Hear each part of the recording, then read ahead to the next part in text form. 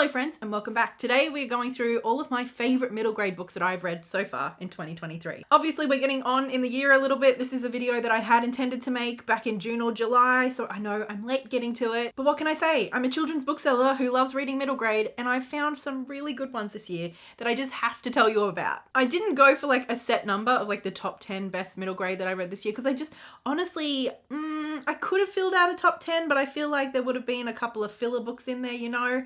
I just really wanted to tell you about the books that I have read this year that I just think are really quite special and that I think deserve more of an audience than they're currently getting. Now, I always give the caveat that I am a children's bookseller, so I read a lot of YA, children's and junior fiction. So these are my personal favourite middle grades that I've read so far this year, but all of them I happily and enthusiastically recommend to anyone I get the chance to, including you today here in this video. So let's dive right in. Now, I don't have this list in any particular order. However, I know that, you know, retention rates and everything, some of you will click off as the video goes on a bit longer. So I do want to start this video by sharing my two absolute favorites of the year so far. These are books 1 and 2 in the Alice England mystery series by Ash Harrier. The first book is called The Deadly Daylight and the second is The Eerie Excavation. Anyway, what are these books about? Well, essentially our main character, Alice, she is the daughter of an undertaker. And so she is both very familiar and comfortable with the concept of death. She's a very observant, literal, matter-of-fact kind of girl who does sometimes struggle in social situations,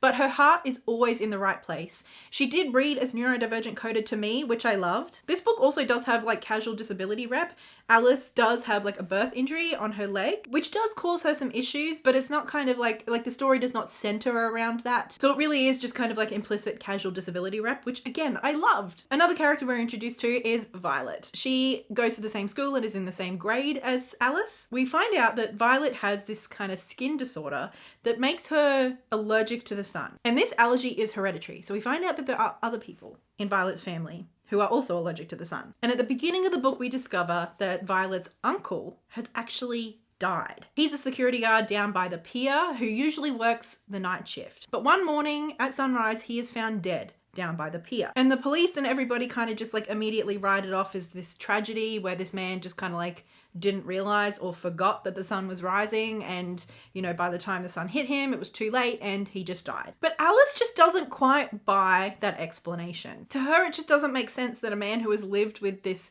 allergy his entire life would just like forget that it was sunrise. Like the logic isn't logicking, you know?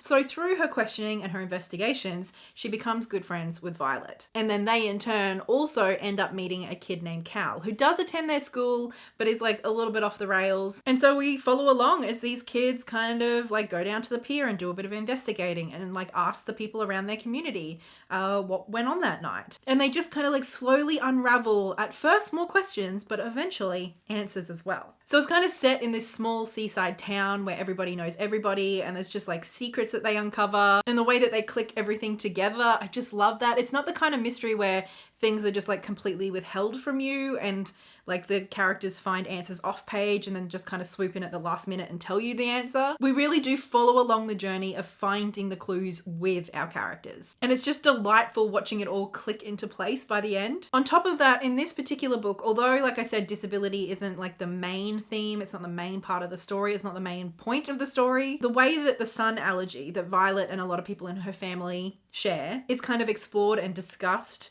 because of George's death is really, really awesome. Like there is a little bit of conversation around autonomy and independence for people with differences. I just thought that this was so well written and so well constructed. I just loved it. And now to talk about the second book, The Eerie Excavation. Honestly, this book does read a little bit even more lighthearted than the first book. Basically, at the beginning of the book, we find out that Alice has arranged for the three of them to attend an archaeology camp for a couple of weeks over the school holidays. The archaeology camp itself is taking place near what everybody in the area assumes to be a haunted house. Anyway, basically at some point during this excavation, they uncover some human bones. And the head archaeologist is convinced that this is like evidence of like hundreds and hundreds of year old witchcraft in the area. But again, Alice just isn't too sure that that's the best explanation for what they've found. And so instead she starts asking questions and learning more about the history of this house and the area. And in doing so, again, she uncovers more secrets, more questions, and eventually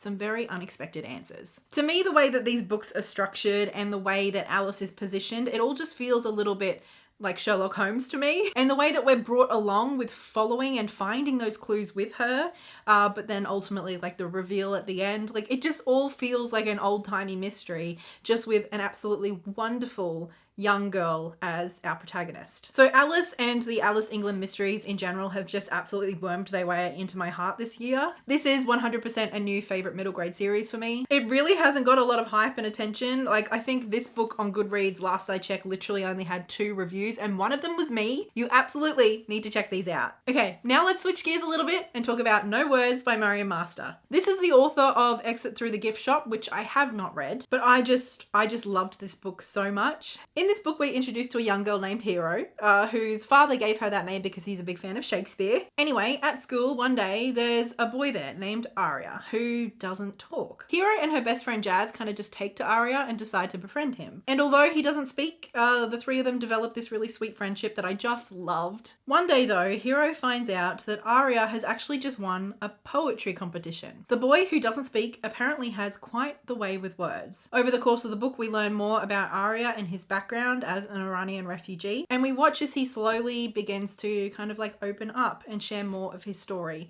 with his new friends in Australia. This is a really beautiful, heartwarming, and at some points devastating story. There is one chapter where we learn explicitly about Aria's journey from Iran to Australia, and it's intense. It made me cry. It's a lot, but I do think it was handled really, really well and very sensitively. And overall, the tone of this book is so uplifting and hopeful and honestly quite funny and fun as well. So it's not just like a sad book all the way through. It deals with something really tragic and really important in a really approachable, uplifting, wonderful way. I just fell in love with Aria and with Hero and their friendship, and I loved the way that we got to see somebody choose how to tell their own story. Now for something a little bit more fun, this book just made me laugh the whole way through.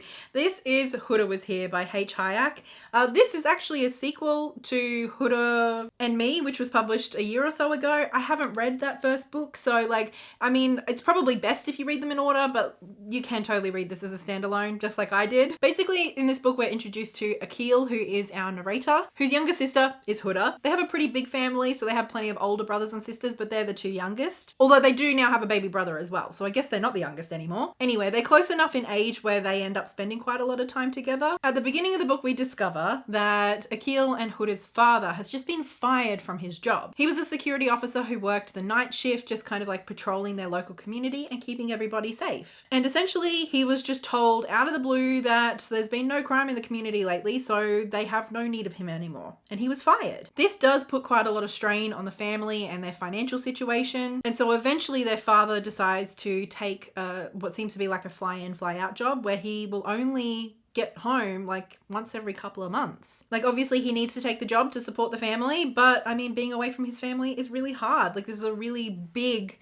but very close, tight-knit family. And Akil and Huda in particular just decide that that is absolutely unacceptable and they miss their dad too much, so they're going to take it into their own hands to solve the situation. So Huda concocts this ridiculous plan and she ropes Akil into it, and basically they decide that they're going to start doing criminal activity to force the community leaders to realize that they actually do need a security officer and to hopefully hire their dad back. It's just such a ridiculous premise, and it's chaotic and hilarious is the best way I can put it. They start by doing things like graffitiing the school with chalk, because at the end of the day, these are 2 pretty sweet kids, so they're not out here doing like heinous crime, you know? And Akil is just kind of like tagging along, trying to make sure his sister doesn't get herself into too much trouble. Their antics do kind of like escalate, and there is one thing that they do that definitely does cross a line and cause issues. Anyway, through these nightly escapades, they do actually uncover a little bit of a secret. So there is a little bit of a mystery going on as well, but I don't want to spoil too much. Basically, this is just a very funny, ridiculous, chaotic book full of hijinks and mischief from 2 kids who like really do have their heart in the right place. And although Akil is our narrator, Huda is definitely our main character, and she's she's a menace. And she's like ridiculous to follow along. This book made me laugh out loud. I loved it. It was just a lot of fun. Okay, let's slow down the pace a little bit now and talk about this lovely book, The Sideways Orbit of Evie Hart. This is a contemporary story about a young girl, Evie, dealing with her parents' divorce. It's set over one term of school, and at school, she and her class are learning primarily about space. At the same time, at the beginning of that term, her stepfather tells her that, you know, he and her mother are separating and he's going to be moving away. And so basically this is the story of that term of Evie learning about space, but also learning to come to terms with the fact that her caregivers are going to split up, and what that means for her, what that means for their relationship, like her relationship with her mother and with her stepfather. And so in order for her to kind of come to terms with this new reality that she's going to be facing, there's a lot of like space metaphors and analogies that she uses to kind of like wrap her head around what's happening. Basically, while she's learning about the literal universe, she's also learning to come to terms with her own place in it. So this is just a much more gentle, quiet, introspective story. It's very sweet, it's very bittersweet, and it's very honest. Again, I thought the like inclusion of space as kind of like the way that Evie framed her experience was really clever. And I think definitely added a beautiful layer of like meaning and charm to this whole story. It's a beautiful, sad, touching, hopeful, all of those kind of feelings. It was lovely. While we're on the topic of the slower, more introspective stories, I have to tell you about Sea Glass by Rebecca Fraser. This is just a really short book, and I think this is probably the one that I would recommend for younger readers. I think this would be a great book to read aloud and share with, say, like a 7-year-old. But I'm sure independent readers who enjoy the sea or enjoy kind of slower, more introspective stories would love it too. Basically, in this story, we're introduced to a young girl named Caitlin who lives with her single mum. Her father passed away when she was really young, and so now she just lives with her mum. They live in Melbourne and her mum is a nurse. Anyway, over the Christmas and summer holidays, her mother manages to get like a contract working at a regional hospital. I think it was in Geelong, and she decides to take it because, you know, money's a little bit tight and this is a good opportunity. And so rather than spending her summer holidays with her friends and doing all her usual fun stuff, she has to go stay with her grandfather, who lives down at Geelong, who she hasn't really seen or spoken to since her father passed away. And this grandfather is like her dad's father. And basically we find out that this man has more or less been broken by the loss of his son. He's kind of really turned inward and he's kind of really lost without his son. And seeing Caitlin is kind of really bittersweet and hard for him at first. But essentially this book just covers their relationship as they reconnect, and it's just so beautiful. Caitlin's grandfather has a love for sea glass collecting, and so he kind of takes her down to the beach and teaches her, you know, what to look for, what the different glass means, where it might have come from, and she kind of develops a love for sea glass collecting along with him. And it's something they do together, something they share. And so yeah, it's basically a book about a granddaughter and a grandfather reconnecting and forming a really sweet, lovely relationship. I loved it. It made me tear up a little bit, even though it's not like an overtly kind of like tragedy book.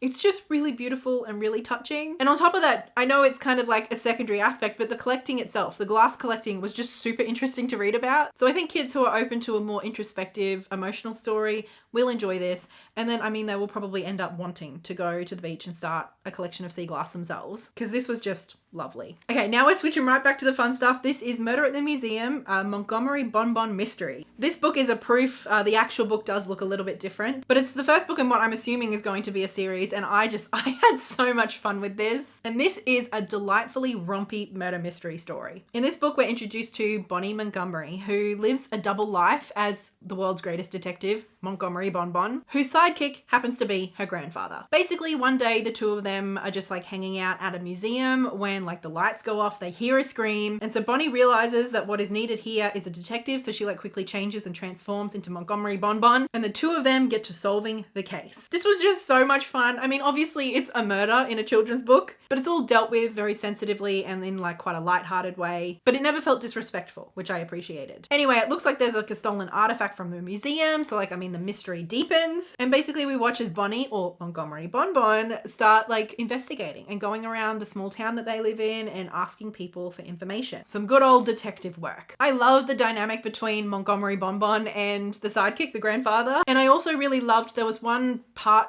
towards the end of the book, I don't want to spoil it too much, but essentially we watch as Bonnie has to come to terms with like dealing with the consequences of her actions, and how sometimes even if we don't intend to hurt someone, our actions can still harm people, and we have to take accountability for that. Like, it was just a really great lesson, and I think it was conveyed in a really effective way. Essentially, we had some incredible character development. Again, it's the kind of mystery where we actually follow along with the unveiling of the clues and kind of watching our characters put the pieces together. And then at the end, we get the wonderful unveiling of what actually happened. It was just super, super fun, so playful, so alive. It just felt really bouncy the whole way through. I loved the mystery. I loved the characters. I loved the way that everything was revealed. It was just an absolute ride. And finally, briefly, I won't go into it too much, but I just wanted to tell you about my favorite like graphic novel for middle graders that I've read so far this year, and that is definitely Aquacon Cove by Kay O'Neill. This is the same author and illustrator responsible for the incredible Tea Dragon Society trilogy. Aquacon Cove had like Kay O'Neill's classic, really like diverse, optimistic, hopeful, light, sweet tone. Wholesome I suppose is the right word. But this one in particular, it's very short, so I don't want to give too much away, but it has this beautiful story with like a really strong environmental message, but it's also just a story about family and about the beauty of the ocean and about protecting what matters to us, whether that is the people we love or the environment we love. The art's beautiful, the characters are wonderful, their relationships are just delightful, and it's just a lovely story with an important and lovely message. This is my second favorite thing that I've read from Kay O'Neill, second of course to the Tea Dragon Society. I've liked pretty much everything else, but I do think that this is really quite special. So there you have it, my favorite middle grade fiction that I have read so far this year. What's that? I think there's 8 books and a nice mix in there as well. I would love to hear, firstly, if you have any middle grade recommendations for me, or 2, if you have or plan to read any of the books that I spoke about in this video. A big thank you as always to my wonderful patrons over on Patreon, and especially a big thank you goes to Olivia, Lynette Brown and Marie. And a big thank you to you for watching all the way to the end. I hope you enjoyed hanging out with me and chatting about some wonderful middle grade books. I will talk to you again in the comments and in the next video. Until then, happy reading. Bye.